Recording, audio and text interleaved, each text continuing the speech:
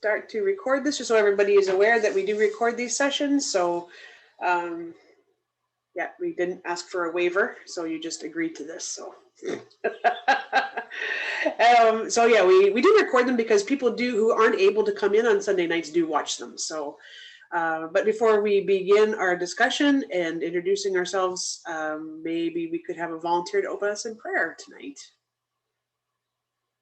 And I noticed this time everybody has their mic off because you learned from last time. So Mike, do you want to open us up in prayer? Sure. Here we go. Thank you. Lord, thank you so much that you love us and care for us and your church.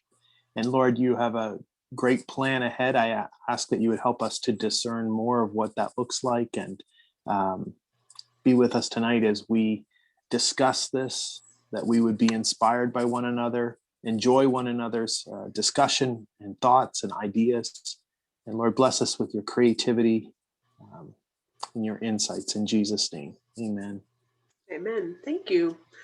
So each week we start off together. We do have some same folks that show up and some new folks that show up each week. And so each week we start off with an opportunity to say hello to one another, to introduce ourselves, say where we're from, and then answer a quick question. And we try to keep this fairly succinct so that we have enough time to get into the other meat that's on the plate of the discussion. So tonight's question is, so what I'd ask you to do is introduce yourself, say where you're from, and then what is one thing that inspired you this week?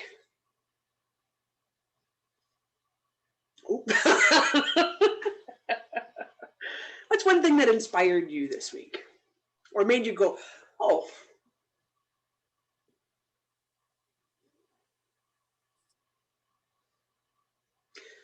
I can start. And this is not going to be the best example of what inspired me this week, but I go out for a walk every day. So my name is Jen, and I live in Windsor, Ontario. So, and so I try to explore as many places as I can lately to try to take advantage of the sunshine and to get out kind of at midday. I have a lull, so I usually head out midday for a walk. Today I went to go to one of the usual parks, but they were doing a controlled burn there today. So I had to, so there was too much smoke and it was closed, so I couldn't go there. So I had heard there was another park right across the street. And it is the last naturally occurring tall grass prairie in Ontario. So it's protected land. It's a provincial park and called Ojibwe Prairie. So I went in there and I decided to head off into the long grass. And as you go in, there's a big sign that says Massasauga Rattler Repatriation Area. So I was inspired to turn around and take another path.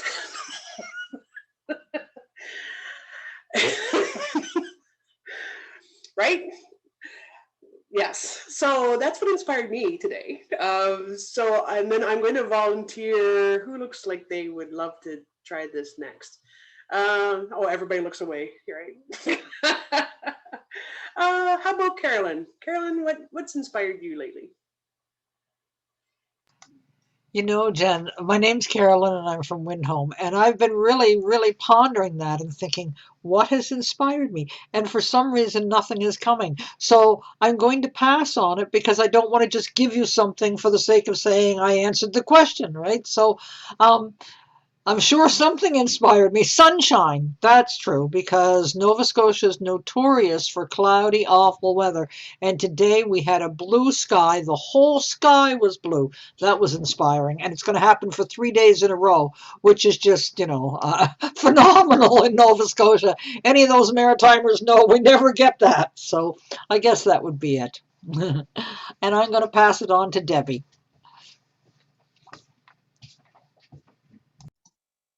Well, I'm afraid I'm not much deeper in the inspiration department, but I'm Debbie Weatherhead and I go to West Gore Disciple Church.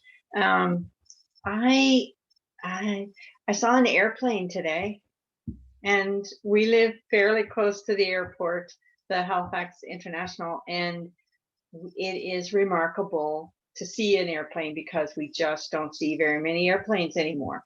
Our sky used to be full of trails where the lights were going east and west, and so it just made me think like, okay, this is all going to come to an end one day, this COVID virus, and we will all be returning to some kind of normal. And so it was kind of inspiring to see that airplane today. And also I was inspired because our daughter made her plane tickets to come home in June. And so I hope the airplanes keep flying. And I will pass it on to Terry, please.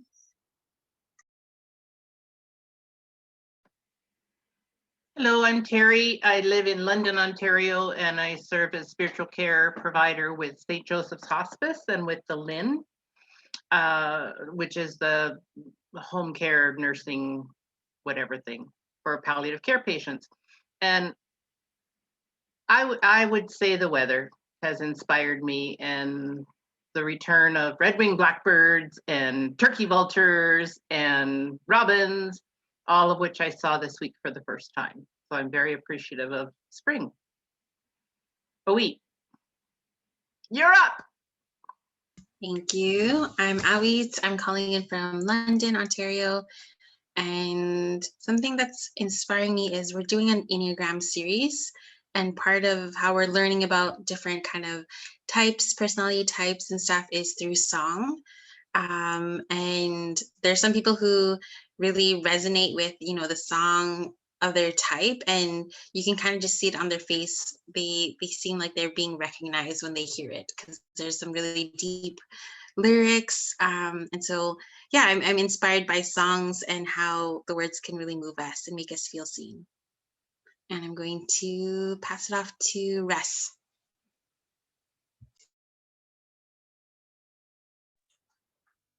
I'm from Mapleton, Ontario, and I was inspired by today. I was out towards my garden, and I noticed that the rhubarb and asparagus were starting to come through the soil. So it inspired me to fix up my harrow so I can harrow my horse pastures tomorrow.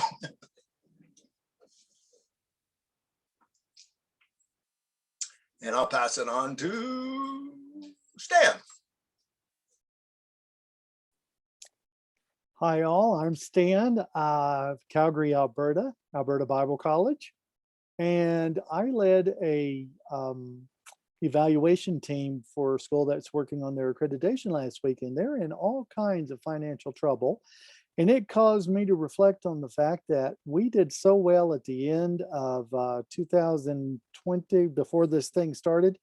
I have been unable to get any government help because we were not qualified. So I've just been this past week thinking I should be a lot more thankful for the stability that's come to our world in spite of this. Now, having said that, if any of you want to donate to the college, please don't hesitate. There's always ministry going forward. But it's nice to have gone through this and I didn't have to lay off anyone, and we've been able to work, and I've got people working from home, and we're making it work. So, and I will pass off to Nancy.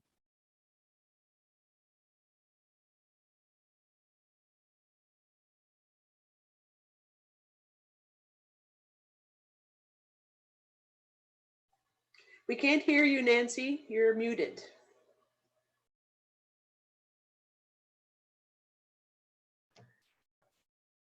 There, that should do it. I was at the wrong end.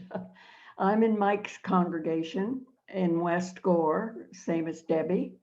And the thing that inspired me was how fast Friday's great big snowstorm that we had disappeared.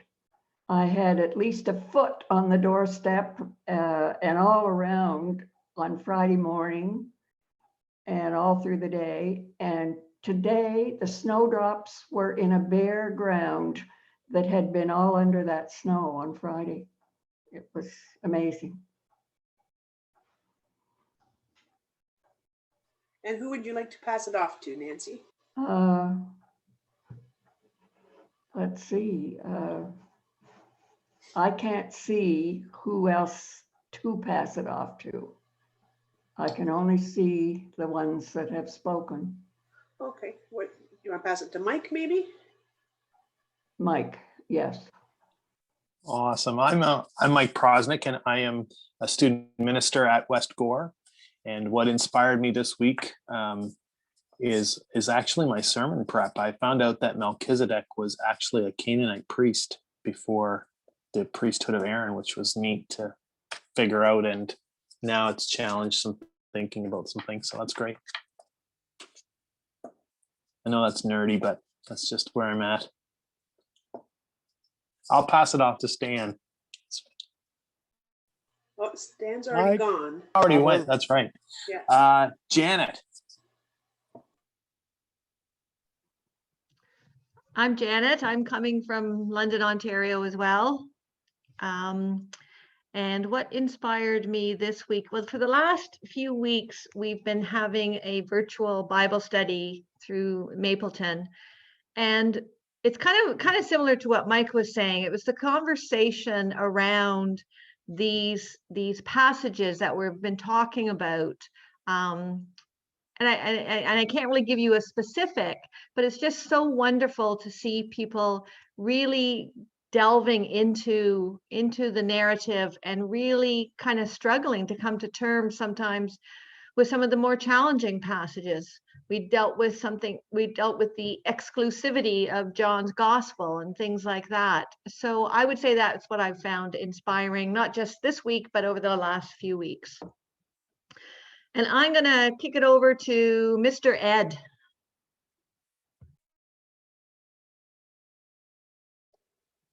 Mr.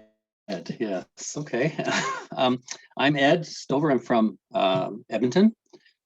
And I was trying to think of what inspired me this week, but I don't know where I read this. There was a quote, and I managed to find it quickly. And it says, daring to hope life will change and daring to do the things to change it are completely different. And at first I thought, duh. And then, when I read it, but then I thought, how often do we dare to think, oh, this is going to change, this is going to be better, this is going to whatever. But we don't do anything about it and try to change it. And I thought that was very appropriate to this entire conversation too, because we can hope for a lot of things, but if we're not willing to do something about it, then what's the point? Oh, anybody? Carolyn?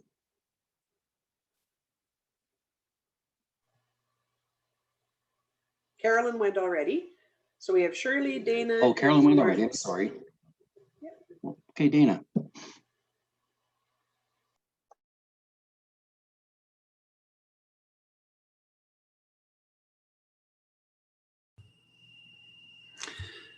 Well, I'm inspired because my dryer just stopped making noise. And it's funny, Mr. Ed made me laugh. I think a few of us are old enough to remember that reference, and it was very funny.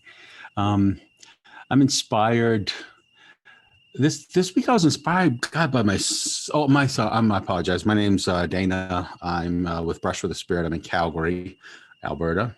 I think I was inspired more than anything by, well, it's funny because it's been a while since I've sort of done the Bible study. I need to get back into that. Just I've been floating with trying to do other things. And so missing the inspiration of the Bible is one thing, but I'm inspired for the fact that I got antibiotics and like 3 days ago started taking them. And for the first time in forever, I don't have a headache. I've been having this real problem with an infection with a tooth for like months. And I'm waiting to get this thing. So I'm inspired by the fact I can be inspired. I feel like a cloud has sort of lifted again, and I'm hoping I can get that working on. But it's just been for too long. It's really been just, ugh. But so I'm inspired by that. I'm inspired sort of by the, both my children are so into like. They are so motivated, self-motivated to do the best they can in school. They have this way of kind of inspiring me because it was not the animal, I grew up in public schools that were very different, certainly than the schools my kids went to. So I guess I'm just inspired by, and I see this with a lot of youth, that they quest knowledge in a way that I think is really good. So I'm excited by that and inspired by that. and being clear-headed. But I was clear-headed enough to notice who wasn't being picked, so I'm going to throw it to Shirley. Although, Stan, we all could throw it to you again, buddy. No, but I think I'll go with Shirley if you can hear me, Shirley. Okay. Thank you. I'm Shirley Francis, and I go to the Milton Christian Church in Milton, Nova Scotia. And thinking what inspired me, we had the snowstorm, as others have mentioned, and I knew we were going to be shut in for the day. So I said, this is the day I'm going to do my income tax, and I have that behind me. So it's a good feeling. So is anyone else left, Jen? I think just Lorenz is left. Okay, I'll pass it on to you. All right, thank you. Well, good afternoon, everybody. I'm Lawrence. I'm a lay person from the Milk Creek Christian Church here in Bakersfield, California, PSWR. What inspired me this week, actually excited, was we had a couple of medical tests done and they all came back good. So that's not a worry. We're going to get new glasses, and I got my first vaccination. So that makes several of us in our family that are qualified and have gotten the first shot. So we're on the right way. So appreciate that. Thank you. Awesome. Thank you, everybody. There's lots of inspiring stuff going on if we actually take a chance to stop and think about it, right? So we had a question earlier about whether or not if I was going to give a recap on what's been happening, and I'm just going to give a very brief recap. Originally, what we said, we would do 4 weeks, and then we would see how it goes, and whether or not we wanted to continue the conversation. So this is week 3 of 4. I'm kind of feeling like maybe one more week, maybe we tack 1 week on, or after Easter, maybe just to do a wrap up or something. But we'll see how tonight goes.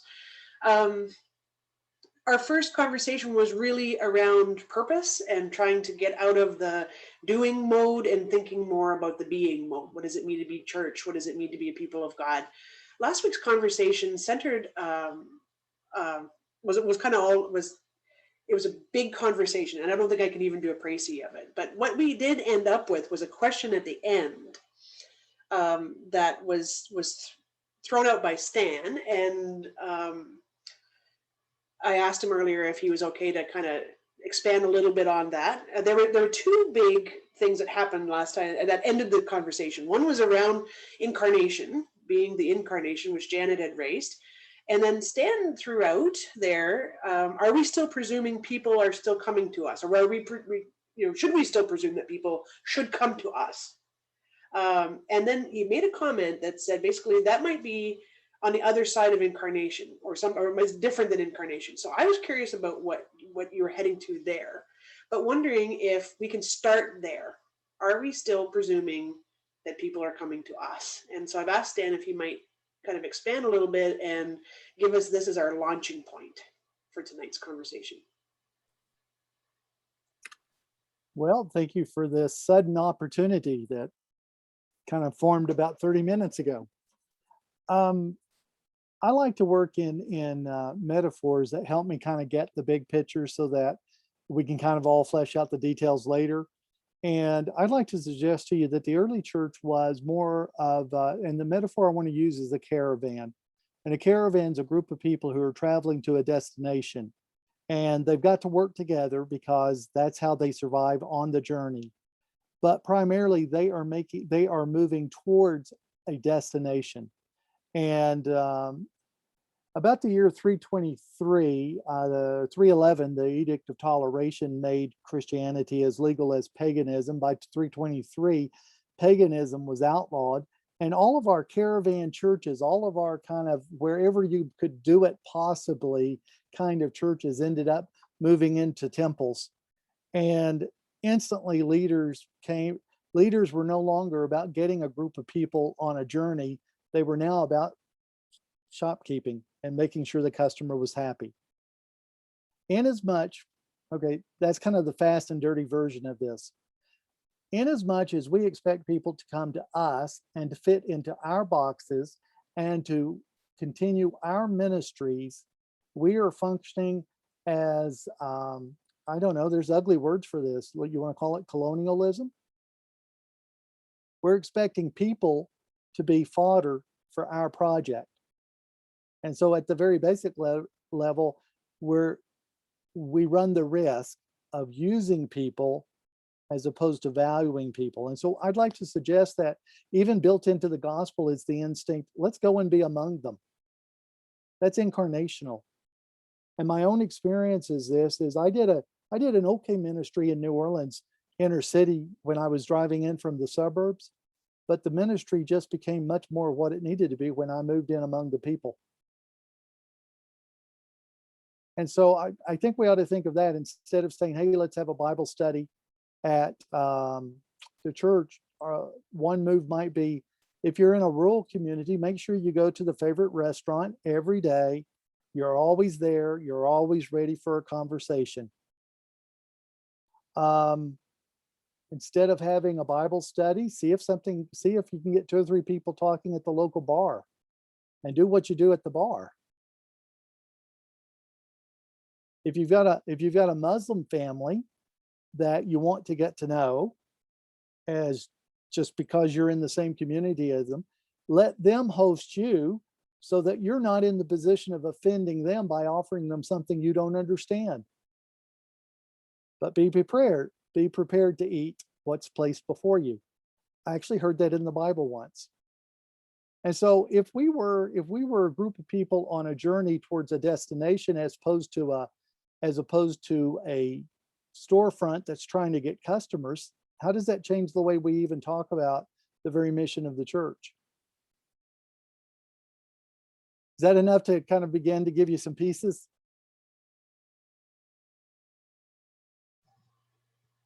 Definitely, yeah.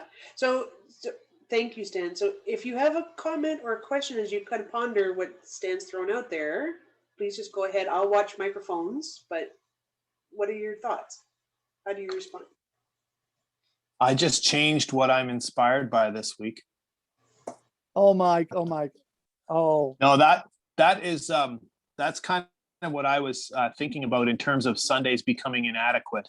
And that just crystallizes for me a bit of maybe the why.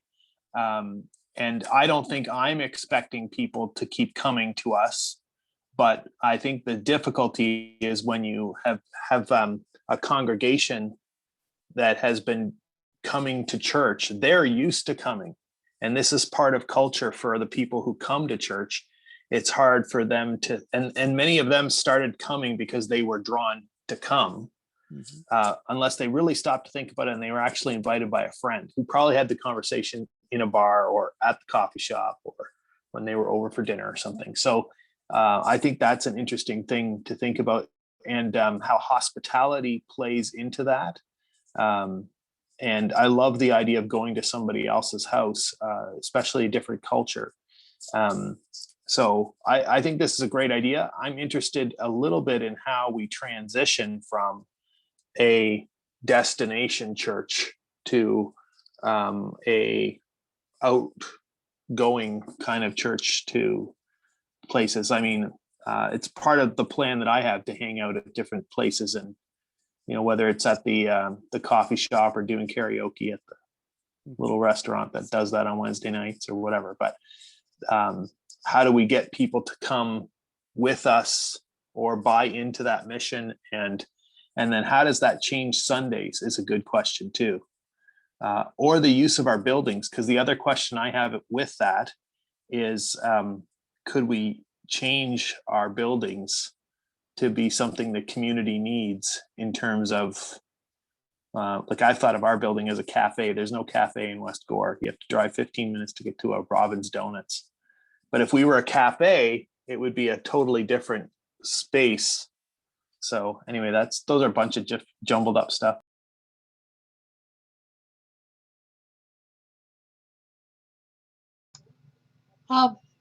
I found what Mike said quite interesting in the sense of a cafe at the church. I think being a person who was not raised in the church and going to the church in my 20s, it's somewhat intimidating. I know that sounds kind of funny, but it really is intimidating. Churches can be intimidating because they have all kinds of stuff, they know all kinds of stuff, and you think that they're all good people and blah blah blah, right? But a cafe in a church, hey, I'd drop into that cafe, I'd meet some nice people, I'd realize that they are just people with issues, maybe like I have issues, with concerns like I have concerns, with uh, you know, but extending some love and having some maybe some answers too. So I just really liked that, Mike. I really liked that idea, right? It's just, I liked it. Anyway, that's all I had to say. Thank you. Dana, did you want to say something, or? Yeah, because you had one. Yeah, okay. Seriously, Jen, you're giving him permission to talk, please. Oh my God. All right. I have a time limit, and I can mute him if I need to. So. Everyone get comfortable, and Jennifer, have your finger over the mute button, because I'm about to explode here. This is crazy. First of all, I think it's so cool what you're saying, Stan. 321, the whole Constantine making it the official church, and it became less of folks kind of on this caravan seeking God to more the official kind of flavor of what you believe in, and everyone got that stamp, and therefore it then sort of became a basis of power to which to control and/or the opiate of the masses, if you will, and it became sort of this power structure within the church. And we, some of us, and I'm maybe not, you go back 30, 40 years, and it was sort of a cultural convention that made people come to the church. It was a destination because, you couldn't sell whatever widgets you had if you didn't know the people to sell them to. If you had, so it was sort of like really baked into the system and society. It wasn't even necessarily what it wasn't all just about a belief, but again, there was a practical nature to the church. There was a reason to go for it beyond that. And I don't even, first of all, everyone who's thinking about opening a cafe with their church, it's a bear. I had about 26 years in classic French restaurants. There's all kind of ways you can offend people in a cafe. There's all kind of ways you can do it wrong.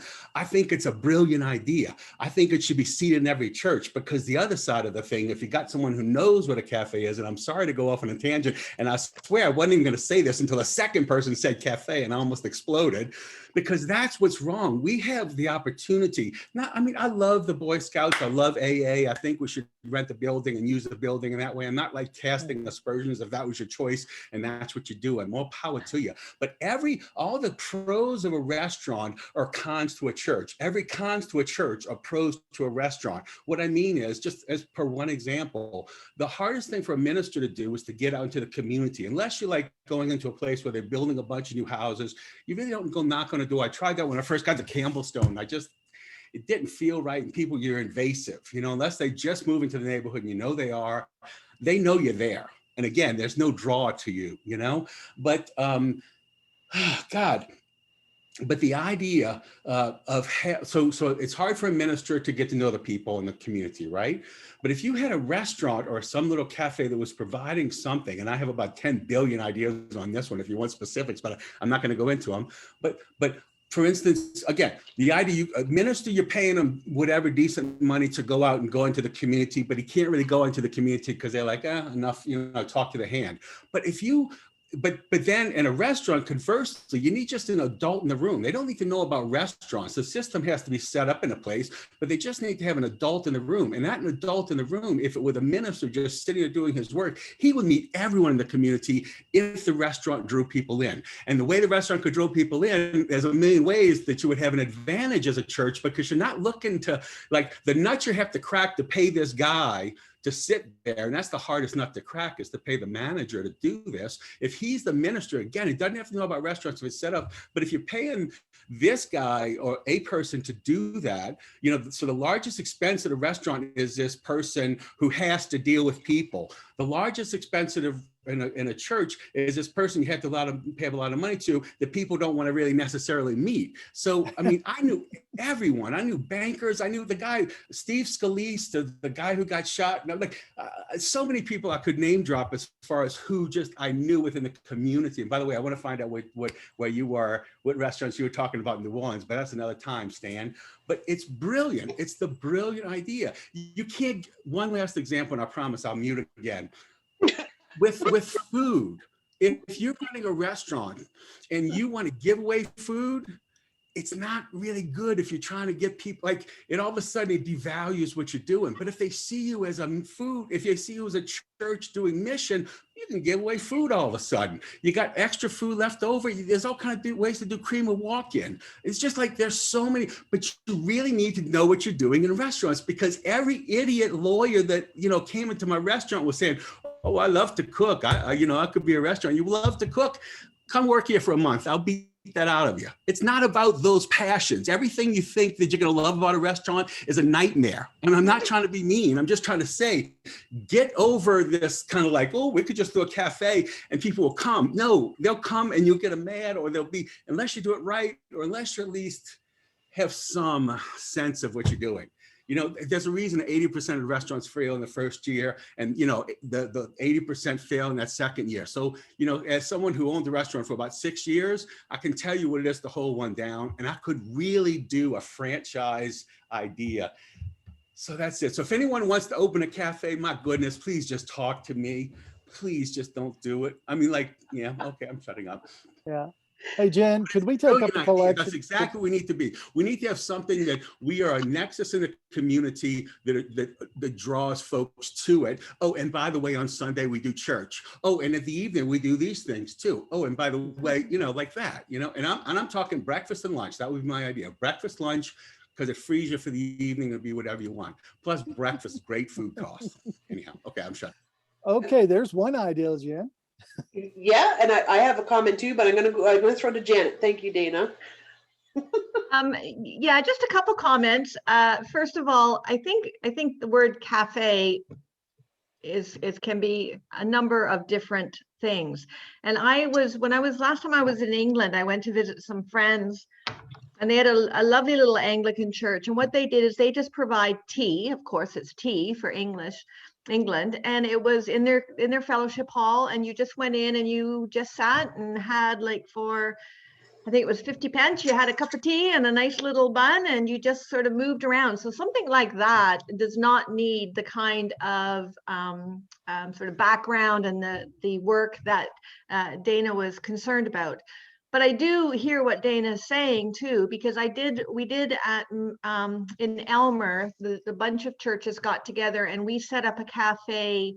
The purpose of the cafe was to provide training for I can't remember what the label is, but it was like youth who couldn't get jobs because of either trouble with the law or homelessness or something like that. So it was at-risk youth who were being trained, and we did it in partnership with the Y. So if you are going to do a full-blown cafe, not just a drop-in, have a tea or a coffee thing, there are some great partners out there that could make it, actually give it a social justice ministry beyond just connecting with the community, but actually connecting with some of the most at risk in the community as well. Awesome, thank you. I just noticed that Shirley is on the line tonight, and Milton did, and I don't imagine, I'm not sure if it's still going on or not, but did a cafe style thing. I think their story is really unique. Well, it may be unique because it meshes with a comment I think that Mike made earlier about how is it that you get folks to come along with you.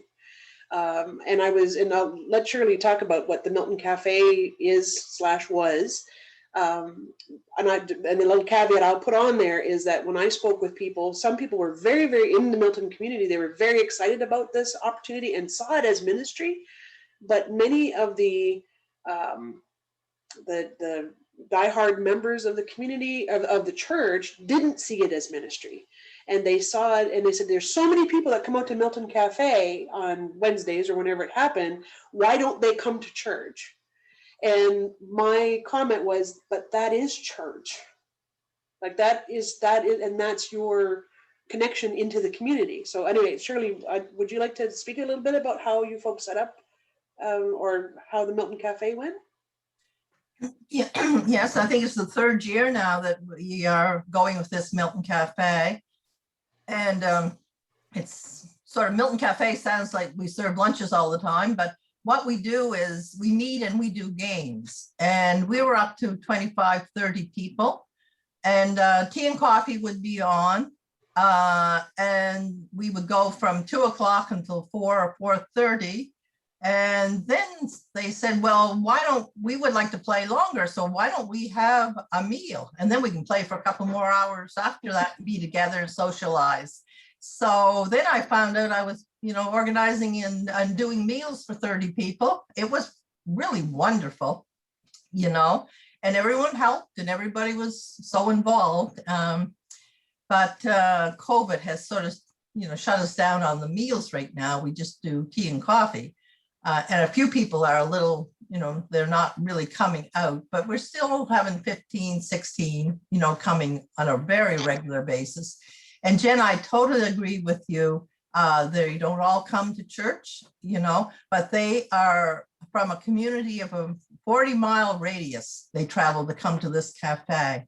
And to me, if anything ever happened to our church or we ever needed any help, I think I could count on every one of those people coming and helping us. So the other thing we started with this COVID, we started a meet and chat. And that was just a few of us were going to meet at Friday at dinner time. And mostly it was the widows that we were eating alone because we were alone and shut in our houses with the COVID. So we started meeting, and that's about 4 months ago, and we're going to meet for a couple of times, and everyone is so faithful. We got 6 to 10 going. We pack our own lunch. We have our own drink. We just sit down. We eat together. We thought it would be for about a half an hour. We go at 12, and usually it's 1:45 before everyone breaks up and goes home. So those, are just two groups that I really feel totally support our church, but you don't see them in the pews every Sunday. Thank you, Shirley. Debbie. Sorry. Debbie, did you want to? And then Yeah, I just wanted to comment on one of our ministries, and Mike might be thinking of the same thing. I'm not sure. But one of our real effective ministries is with retired men, and it really came about when the local hardware store shut down.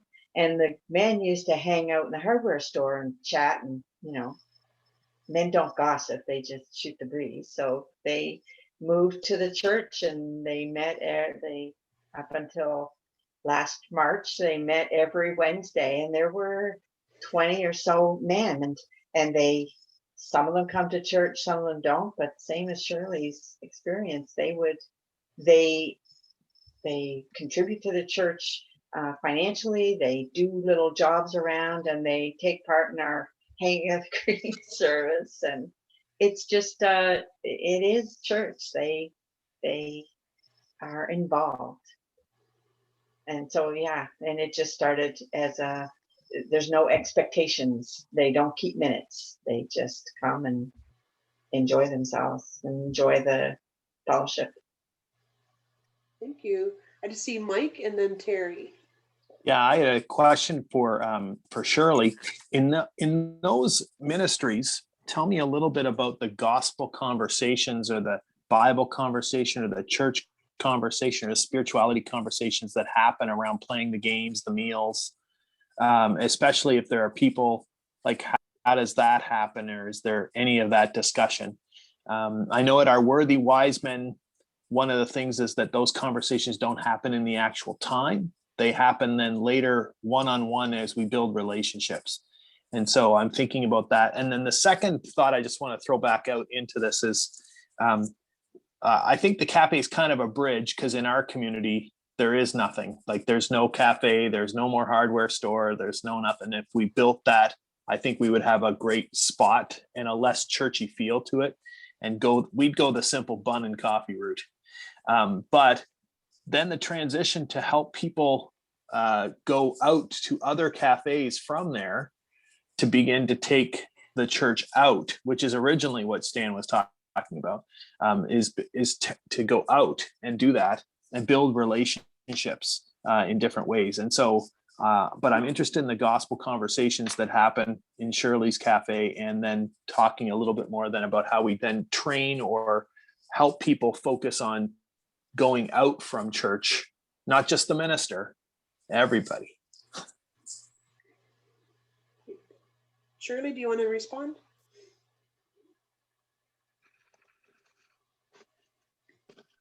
Okay, am I muted or, okay? Yeah, you're good. I can hear you. There's not a set religious conversation, but they do take place between people that are there. And sometimes people are from different churches and we speak about what is going on in their church. And, you know, Russell usually will drop in every once in a while and comes and talks to us all. And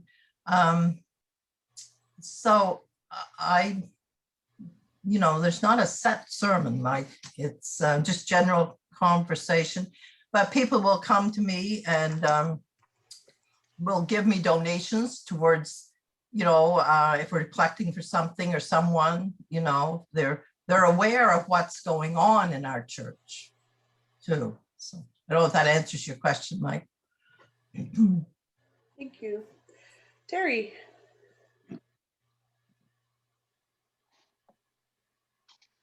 Just a couple quick examples. When I was in the Akron area of Ohio and working with people coming home from jail and prisons and reentry, the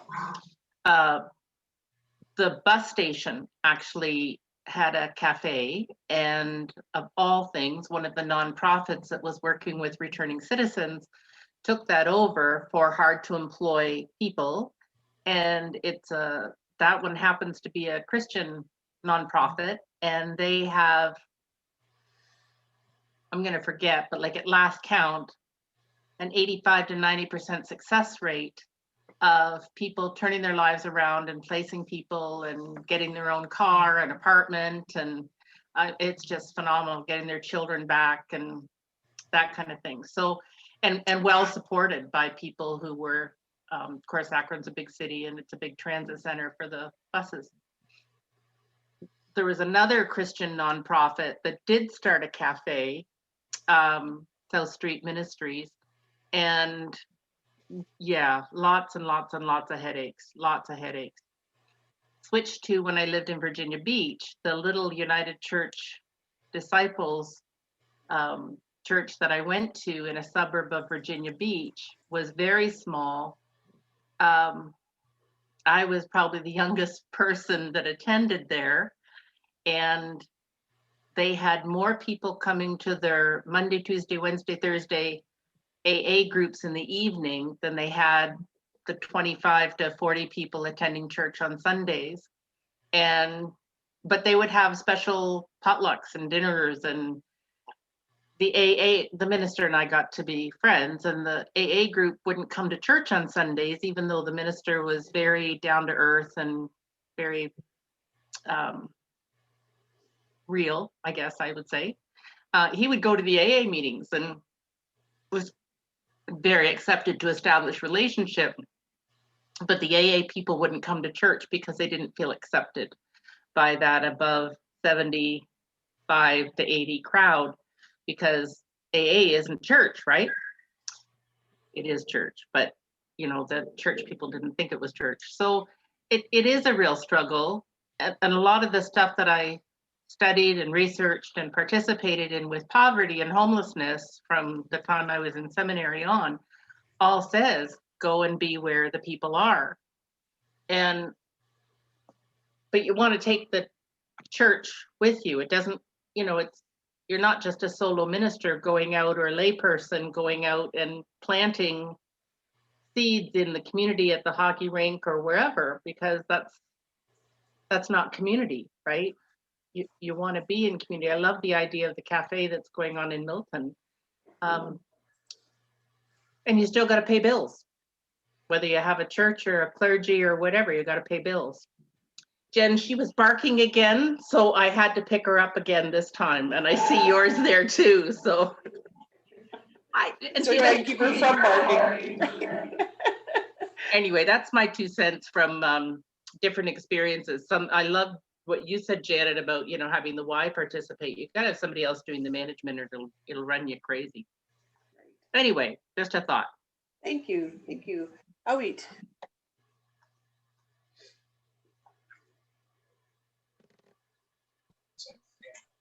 Thanks. I wanted to kind of, well, I'm just wanting to share something I'm observing is that we're actually talking a lot about going out. We've kind of strayed from the worship part, which I think for me is a welcome thing. Because it sounds like we're thinking more about the communities that our churches are located in and involved in. So I kind of love that. I just want to share that observation that we're actually talking about the communities now, rather than just the church building or people going to come back to us. And I also wanted to say that I was really inspired by what Stan shared about hospitality and can we receive hospitality, and how there's a lot of power dynamics in just saying, oh, people should come to us and we have the events and people can come here. And it kind of goes back to what Carolyn shared, that could be a really intimidating thing for a lot of people to step into a church. So pandemic or not. So I think I like where things are going, where we're actually talking about the needs of the community, and the question of, are we doing God's work in community is maybe more important than how are we doing in our worship, and are we attracting people back to church? Thank you. I have Janet just ahead of Ed, if that's okay. And then, so Janet and then Ed. My comment was really kind of similar to what Awit was just saying, is I wanted to kind of refocus us back on what Stan had originally posed as the question, and also about the hospitality. And actually, I'm having a little bit of a challenge with the word hospitality, because hospitality is a power like from me to you, as opposed to the graciousness of accepting, which is powerless.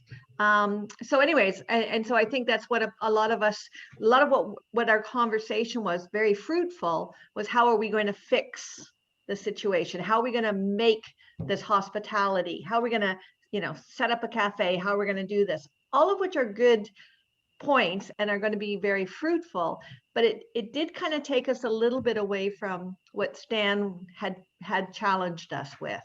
And part of that is, again, we're not going out to fix things. We're going out to be. We're going out to be a present. We're going out with grace to see what is presented to us, as opposed to we presenting things. That was just my point. Thank you. And I appreciate both the reminders that the conversation just flows, but I like that we're pulling it back in a little bit. Ed, what would you like to offer up? That was kind of part of what I was going to say as well. I noticed that before we got sort of off on the other, and it's almost seemed to me, and maybe I'm wrong, but that we were saying, we should be concentrating on this and maybe not focusing so much on Sunday. And I was just thinking to myself was, why not both? I mean, we can do both, and they should be, because some people, my experience is, and I've had both rural and urban churches, so they're very, very different in that sense. But some people will not, go out to the mission, go out and serve meals, go out and do stuff like this. But whoops, I think I hit a button. Okay, but they're very good. They're the ones that will greet every new person that comes into the church and make sure that they feel comfortable and send them down to help them downstairs and that. So everybody has their own ministry and their own way of doing things. And I just thought, like, a couple examples is like when I was in a 2-church charge in Nova Scotia at one time, I did more ministering, I think, in the sense, like not necessarily Sunday morning, but out in someone's garden, helping them weed, or in rubber boots in the barn. And because that's where they were, and they may or may not be at church or whatever, but as I went down the road and I saw somebody, I would stop and I would just introduce myself and, things like that. And, or in the city where the men got together and the local community league hockey rink fence was completely broken. So there's some people down the street that I knew were carpenters. I asked them to church, and one man said to me, I do this all the time. One man said to me, the reason that he came to know the Lord was because he knew that there's something different about us, helping out to fix a fence, a fence. Like, we don't know where those opportunities are going to be. And so I've had it from both sides, and maybe I'm rambling here, and I'm sorry if I am. I'm trying to get all my thoughts together because there's so much here. But we've had tremendous, I'll say successes, although I don't like that word, in and out of church. And I don't think one can be done exclusively of the other. So I just want to kind of bring this back in. Thank you, Ed. Stan, did you want to? Yeah, I wanted to bump our definition, Janet. I forgot that I'm working with a conception of hospitality that needs to be fleshed out here. The original word that's used, that's translated hospitality in our English Bibles, is actually love of strangers. Mm. And so do we have the love of strangers? Yeah, hospitality is the word that gets developed as the love of stranger becomes the love of travelers who need medical care. So thus hospitals, you got it exactly. But love of stranger is the original concept. And so even early church leaders, 1 Timothy, Titus, when you see the word hospitality, what you're looking at is, are you willing to receive strangers, not entertain your friends? Right.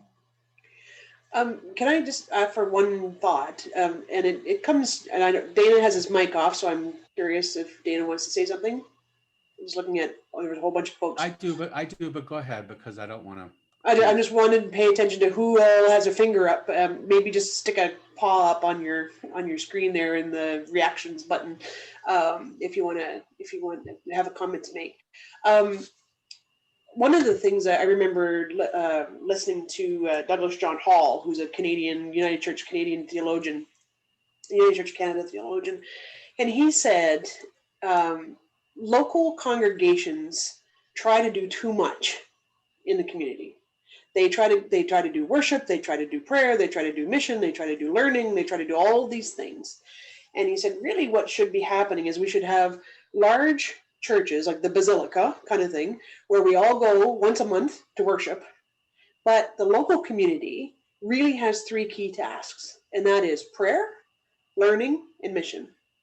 And those are the 3 things the local congregation should be focused on.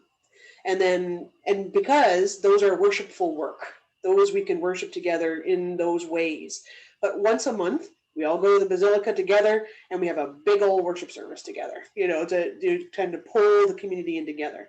And I think this has been the question I think has been on my mind for so long, especially around the idea of defining what church is or trying to discover what the purpose of the church is that we use the word church so interchangeably to name our building, our worship, our work, and the community, and probably other things as well, that it gets really confusing. And for some of us, the focus is worship. And for some of us, the church is the community. And some of us, the church is something else. But I do think that keeping in mind what we have as capacity as local communities, this is one of the reasons why the United Church of Canada, in their restructure just a couple of years ago, stopped calling their local congregations or churches. They now call them communities of faith. And I think that's that's one of the things I think we need to consider as we think about this, is how are we using language, but also what is the specialty that we have as a local community of faith, as a local expression of the church, that we can focus on. How do we best use the gifts? So maybe worship is not the best use of gift in the local context for a local small group. But how else do we worship? Like, it doesn't just have to be, organ music and sermons and these kinds of things. So that's just my off the handle thing. Dana. Yeah. And yeah. No, I think that's interesting. The idea of, it's funny because someone who didn't grow up going to worship, I've kind of come to the point where I actually do sort of understand and like that nugget of what it is, even in a smaller group. And so it might be, but I hear what you're saying. I wanted to just quickly try to tie in a bow, and I hate to be with such specificity about things. By the way, Janet, love last week when you talked about the idea that we need to figure out to recognize that the narrative we present prevents chaos. I loved you saying that last week, but you also said some stuff this week that I'm not sure, like, for instance, again, I apologize for going back on this, but this idea that I'm talking about, yes, you can just do a little cafe, you can do something simple. And by the way, you talked about something brilliant, the idea of pulling on side of another, like the YMCA or something. There's a great example, maybe Stan knows about it, in New Orleans called Cafe Reconcile. And exactly that, they do this thing where they train waiters, they train cooks, and they push them out, into the world of restaurants. And there really is something to that. When you're doing a restaurant right, you are all about servanthood model. You are all about hospitality. And there's an organic kind of seamless way that is what church is too. I often think that some of my best work done in ministry was done at Antoine's, was done at a place where I'd waited on somebody when they first met, waited on when they engaged, waited on them when he surprised her with getting married, waited on them when they had their first kid's baptism, and was part of that whole thing, right? And just the idea of doing a cafe and where you're just doing something where it's just muffins and coffee, that's wonderful, but you have this much problems. But if you do something simple with eggs or food, your problems are this big, but your profits are this big. And you can really so you kind of got to measure that in a way. And of course you do what you can and all these things, but there is so much to be done around food right now in the world. There's the world literally is hungering for ways to figure out hunger, and sustainability. There's so much, I think, that could be part of the mission of the church too, that really people are going to have to become grips with. Those guys who were meeting at the hardware store, now meeting you there, I bet you they don't know how to cook, so the idea of having a cooking class for them at night, or having something beyond just, and again, I have like a whole list of things I could share why you should do a restaurant. But the other thing I would say too is just that if you bring them to this space to do this one thing and you do it right, and you again are like radically hospitable with who you are, it's not going to be direct relations to butts in the pews, but there is going to be a lot of credibility in the neighborhood when something goes wrong, where you need somebody to do this, that, or the other, and they know who you are. And again, I really think there's a way, if you just can hold a space, and you can't do glick. I don't know, y'all old enough to do Mad Magazine. You can't do junk. I mean, you can, but it won't really take off. You have to do something that's somewhat inspiring in your food, or that you're not inspiring to them at all, So I just think there's a way that you can marry all those things together, and it's not that difficult. It's this hard to open a cafe to just do muffins. It's this hard to do it where it's got a little bit of food. This is how much you make if you're just doing muffins. This is how much you can make if you're doing, a little bit of food. And so if you're doing the lifting already, don't do the lifting to not do the lifting. I don't know. All right.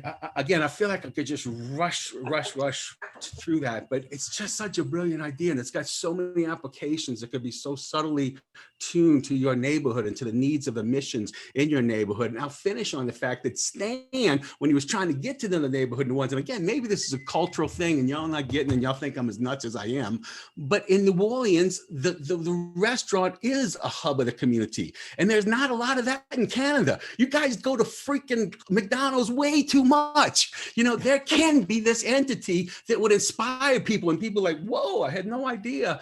And by the way, these people who do this kind of cool thing, they do this kooky thing called worship on Sunday. We might check it out. I hear they serve muffins. Anyhow. I'm just so frustrated that the church hasn't figured this out, and everybody keeps trying it, but then they keep trying it with this model of just sort of. So I'm aware of our time, and your sound is off now, Dana, for some reason. I didn't do it. I didn't do it. It died on its own. Okay, here's my suggestion, though, because you're so passionate about this, I don't want to lose that passion. But Debbie's ready to speak. We have a couple people who haven't had a chance to say anything yet. But what I would suggest is that let's take that conversation around sort of cafe, restaurant, and food ministry and put it onto the Google group. Okay, so those who are interested in really pursuing that and talking to Dana and picking his brain and that kind of stuff, then let's move that onto the Google group, and then that way that conversation can still happen. Okay, cool. Okay, Debbie. Thank you, Dana. I was just going to say, I think Ed made a good point. I think it's Ed. I think that it is important to do both. I think we do need to reach into the community, but there are people in our congregations who really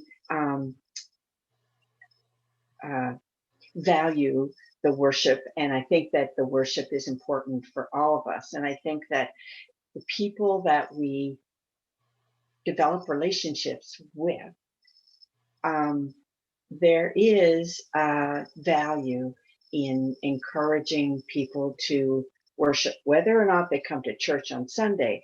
But I think that there does need to be a reason why you're inviting them into relationship, and our purpose is to open the door, and God will do what he does best, but there does need to be an intentionality in our work that we do in the community.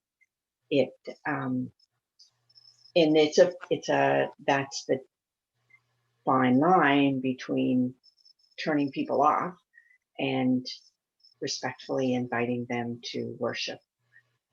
So that was my 2 cents worth. Thank you. Awit, and then Lawrence. Yeah, my mind is going crazy here too by getting so many good ideas, but also somewhat, while I have the good ideas, immediately shut them down. Just because we may not have the expertise to start something. And our church here in Bakersfield, we had started last Sunday in a month, we started providing breakfast, pancakes, scrambled eggs, the whole thing, which was meant for our neighborhood. And our neighborhood is really downtown. So besides the neighborhood, we had a lot of homeless folk coming in, and all of a sudden the neighbors stayed away. The homeless lined up Saturday already, and some of our own church members were like opposed because they were somewhat accosted or they felt bothered by the homeless folk. So we got a lot of headaches. And then, like I say, we came to the point where it got a little bit dangerous. We had some incidents where people put their knives and all that stuff. So we shut that down. But having all said that, what I kind of envision too is like going to church, going to a facility. I believe it also furthers a sense of belonging. And I feel right now, even we have opened up to in-person worship, but we also have folk at home still streaming online. And sometimes I feel already that's a little bit the folk at the congregation, at the church, they are together.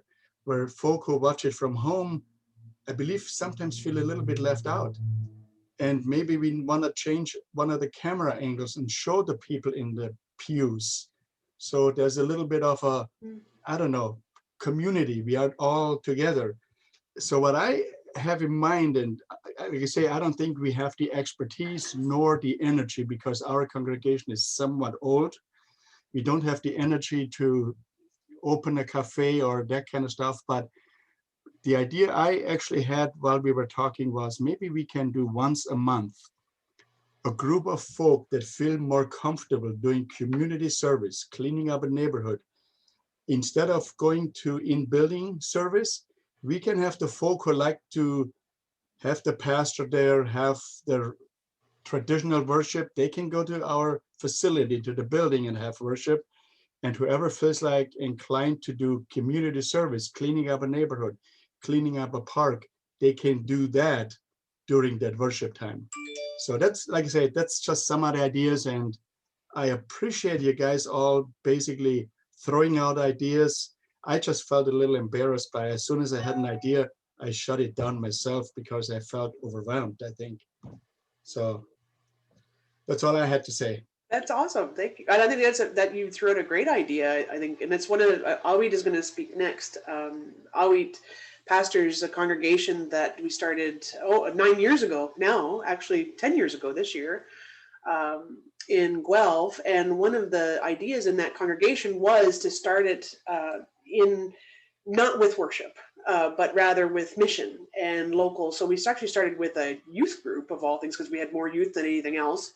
The youth group met, then we ended up doing a dinner church thing eventually, and then we did some other community projects and things like that. But we also recognized that different groups within the community itself had different ways of practicing and approaching God and interacting and developing their faith. Some did it really well in a worship setting, and some were much better in a work setting. Some were small group discussion, some were music, whatever it was. And then so it actually developed in a very, very different sort of way. Rather than having one central community, it was a number of small communities that were all tied together in a really interesting kind of way. So anyway, sorry, Avi. Thank you. I kind of, there's a question in my mind. Debbie and Ed, you were both talking about, we can do both, and there's value in both because people come for different things. And so I was thinking about what is the purpose of worship? That really kind of stuck out to me. And I think that maybe there can be a shift in our why we come to worship, or for our reason for worship. So maybe it's not about gathering in, which it can be, especially right now. Like I feel like we're hungry for connection. So it is a gathering in, but it can also be a sending out. So I know at Sugarbush, Jen started, whenever we'd go out to do community service, we'd first do communion. So you do communion and then you get sent out, and you're working all together for the whole day, cleaning up something or helping out with games for a local event. But you're being sent out to people, and that's the mission. So you're sent out, and maybe it's not, it might not be even like a structured partnership, something in the community that you're doing, but even for people who don't have that kind of experience or that kind of thing, you're still sent out to the people in your families, your friends, your people you work with, people in your community, people you volunteer with, and to places where you live. And when Debbie was talking about God opening the door, that really resonated. And I think maybe we think of worship as, it's a gathering in, but it's also a sending out, and that we walk out of that door, we walk out of the church door, but we also walk out of our online worship spaces to serve. And so maybe it's both, and that door is swinging both ways.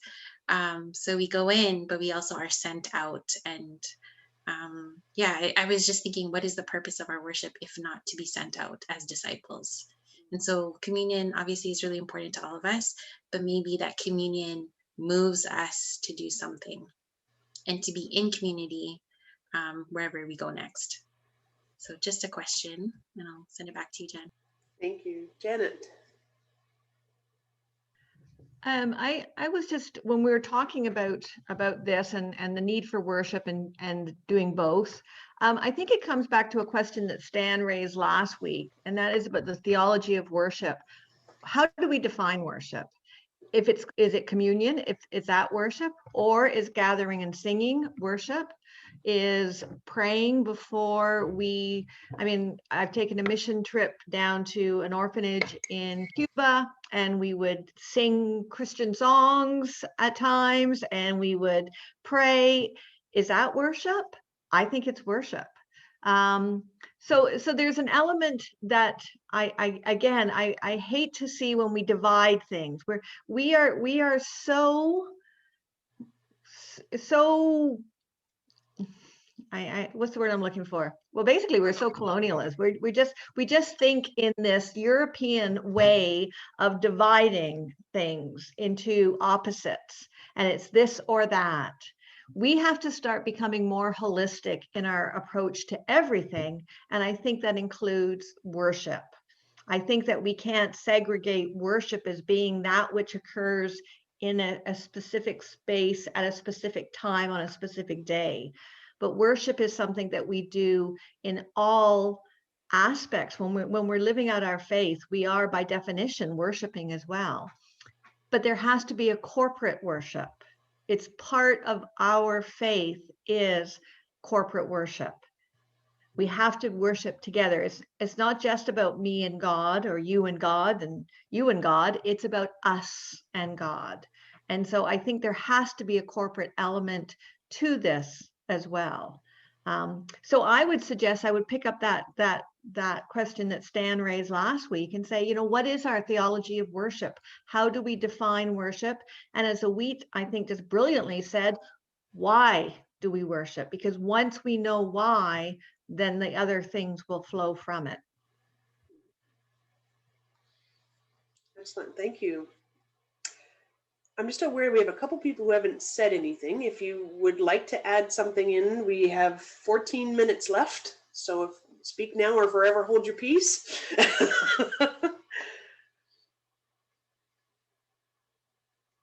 I don't know if Nancy or Russ, if you're good, just wave, or if you'd like to say something. I'm enjoying the whole thing and feeling very peaceful. Thank you. And we got a wave from Russ, so Russ is feeling peaceful as well. So, and another great conversation, everybody. I'm kind of. It takes a little while to sort of unpack everything that's happened. Stan, did you want to say something, or you? I just missed your movement, whatever it was. Yeah, I think we kind of in line with what Janet was trying to remind us about our attempt to create binaries for everything that we think. We're not all going to be doing the same thing. We are all in different communities. And so if the congregation in its worship can also become a place of discernment where we decide how best to move forward in the various locations that we're in, because if we try to do the cookie cutter model, we're going to have something that might be successful in Calgary that would never fly in the Maritimes. And we should have learned this lesson by now, because we've been trying to replicate something done by somebody else always. And so ministry is where you are. And so it is in a specific location with specific criteria. And I think, Jen, if this group just gets the imaginative possibility of thinking new thoughts, this has been successful, because we're not in this group going to figure out what you're going to be doing at home. Exactly. Yeah. Thank you for that.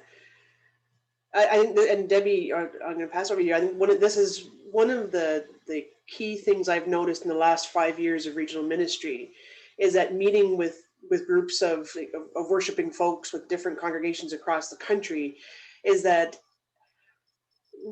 and it's not a matter of giving permission, right? But actually giving permission for people to be imaginative in their work, in their worship, in their communities, to be able to think outside of whatever box we've put ourselves in or we've inherited, has been the single most thing that has changed the lives of local congregations.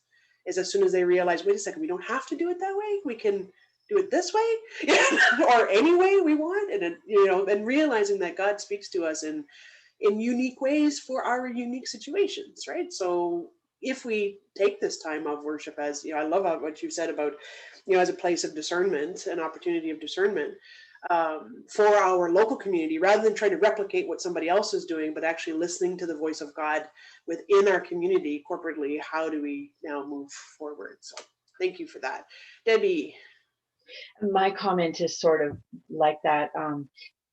So now that we have our community, our West Gore congregation, but we also have people joining our congregation from all over the place. So our local community is still our local community, and that's where we are, but we're also influencing people in Manitoba and Ontario and Arizona. And I think our challenge, I think it is something that we really need to discuss in our group, is how do we do this? Like, how do we move out of our virtual buildings and our structural buildings to really do ministry? And so I think it's something that is another evolving thing that we will need to figure out as we move forward beyond COVID, that we don't want to go back to just being complacent in our buildings and trying to keep the lights on, but how do we move forward and really work within the new congregation and the new technologies that we have. Thank you. Thank you. And I would add on to that, Debbie, that, and I think this is one of the key things I think that's come up since we started this conversation 3 weeks ago, is that we do need to sit with each other, like in our own locales, and unpack the words that we use to define things, right? Like, what is the church? What is worship? And not only just and not just the definitions of them, but the why as well. Because I think that the folks within each of our groups, our communities of faith, each one of us has a different understanding about what these things mean. And so being able to have that conversation together is the beauty, I think, of what the church is, because Spirit speaks to each and every one of us in different ways and for different reasons, and from our experience, uses our experiences and our personal lives to bring added meaning into those things. And when we have the conversation together, all of a sudden something new comes out, or some new revelation comes out when we sit with one another, which is what the promise is, right? Where 2 or 3 are gathered, there I am with you. And this newness, that grace, that love, that wholeness, that peace, that acceptance, those things come out whenever we sit and have these conversations together, rather than assuming we already know, or that everybody else thinks this one way. And I think those are replicating this conversation, not exactly what we talked about, but having these courageous conversations to be able to explore without judgment, and to be able to have a freedom to ask questions and to say, I don't understand what this means. I don't understand what a theology of worship means, to have that open space for Spirit to work among us and to listen to one another, I think will move us into whatever it is that comes next. We have 7 minutes together. Are there any sort of closing comments or things that you'll take away from this conversation? Jen and Shirley. Mm-hmm. The word membership, could we look at that sometime? Because we had a lady come to church. She's been coming for 4 or 5 months. She's been working with us, and everything we ask or need done, she's been working. And one day someone mentioned to her about membership. She said, well, I thought I was a member. I've been coming here for 5 months and working in the church. So, the definition of membership someday, I would like to hear comments on. Absolutely. Yes, there are many systems and practices that we have inherited from a past that needed those things. And I think our present is different. Stan, rescue me here. Yeah, no, I'd love to jump into this one just a little bit to say that our traditional way of understanding how a person gets in is that they believe, they behave, and they belong. If you want to move into the future, you've got to flip them totally around. People belong before they behave, before they believe. Right. And lots to unpack there, but our notion of corporate membership and the governmental's impulse on us for membership is not helpful.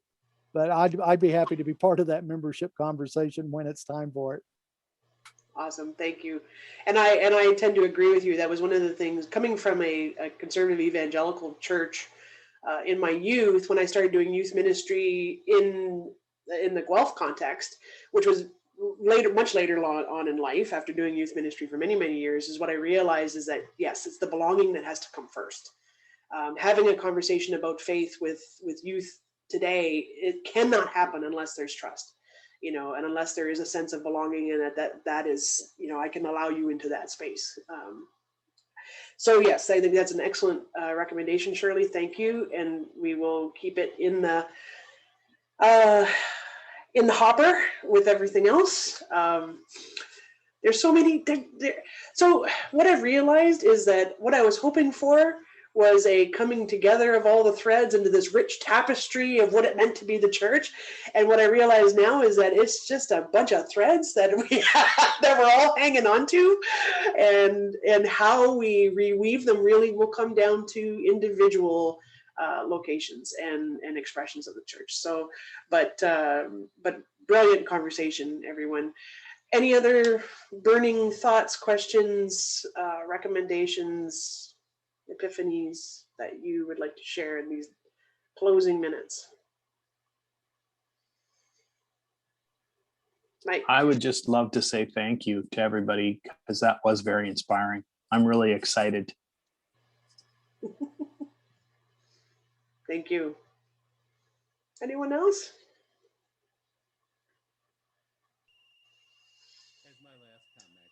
Oh yes, Terry.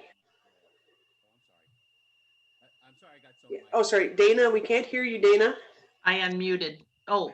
Oh, okay. We got Dana and Terry at the same. So let's. Can you hear me? No. Go ahead then. Go ahead. Okay. Dana, Terry. Yeah. So I wasn't able to attend your lecture on the history, so I've been listening to it, and it strikes me that we will always be doing this imperfectly. And there was so much.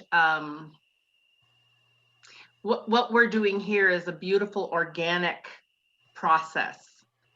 And I really like what Debbie said. You know, we have to trust the inspiration of the Spirit wherever we are locally, even as we feel that happening here or in Janet's Bible study during the week, you know, where 2 or 3 are gathered. And I do believe that it has to be a community gathering that really is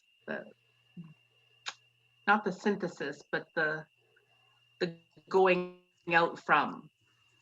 But in listening, I thought your lecture on the history was really helpful. Like, it's timely to hear that, and the mistakes that were made, and the fighting, and the divisiveness, and even when I was serving at Winger, and I don't know how it is now. I mean, we would accept people just saying into membership, Jesus is, yes, yeah, I believe Jesus is my savior, whether they've been Catholic or whatever. But there were discipled congregations who insisted on somebody do believer's baptism by immersion before they could become a member. Like, it's so individualized, and we have so many mistakes that have been made and have yet to be made. I really like your summary of it has to come down to the local manifestation of what this means to give church relevance, rural or urban or whatever. Anyway, I just wanted to say that it's amazing to me that not only the early church stand, but like what you were talking about, but even the history of our own denomination in Canada and in the States, so much imperfection. And yet here we are. God's not done with us yet. Lawrence. And yeah, and alone, when I thought about it here, membership, that's already some exclusivity for people. I mean, you have to be a member to be a good person or something. I don't know if that's a good word, membership. It's maybe you're part of the team. I don't know. I do like the recommendation Shirley had about to describe membership. What does it mean? And yeah, we do the same thing, you know. Is that person believing in God as our savior? Is he providing time? Are they giving finance support to the church? It's like, wow, you know, how many check boxes does a person have to mark before they're a member of a congregation, club, something, you know what I mean? So that's just my thought too. Membership could be seen a little bit as negative as well, because you have to be a member to belong, which belonging, like I say, I like that we need to flip that around. Belonging comes first. Awesome. Thank you. Friends, our time is up. If you, like, I recommend one reminder that if you are not on the Google group and want to continue that conversation in that space, then send me an email and I'll make sure that we get you added on this week. I will try to post some of the questions and the themes that have been coming up because I think I missed that this week, and I apologize for that. But there were some good questions, and I think some things that we haven't necessarily exhausted the answers to. We may have begun to scratch the surface of it, but I think there's a ton more that we can be talking about. So thank you for your courageous nature and your openness to be able to be here and to share, and to ask questions, and to just be here, because I think this conversation is a conversation that has needed to happen for many decades in the church, and the fact that it can happen now is because you're here.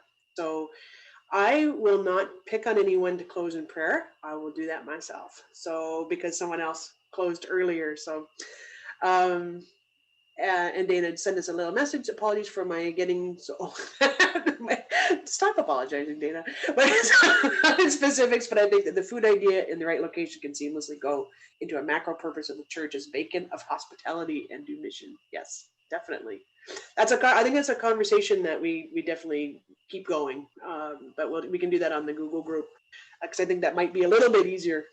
Is it supposed to be bacon of hospitality? Oh, beacon. It was a Freudian slip, I think, right? There you go. It's the bacon of hospitality, folks. You can take that into your church this week. Okay, friends, let's pray together. God of love and light, thank you for being among us, even though we are spread across this great turtle island.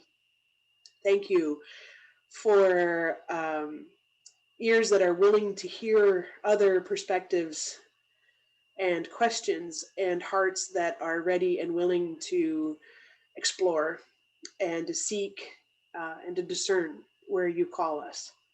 Help us now to go from this place into wherever it is that we are, to continue to not reach out, but be in the communities where we find ourselves, so that there might be light and salt, your glory, your gospel, your love, your belonging in the communities wherein we find ourselves. We give you thanks, and may the space between us be filled with your presence until we gather again. We ask this in your name and by your grace. Amen. Thank you, folks. Blessings to you. We will see you next week, and we'll go from there. Ciao.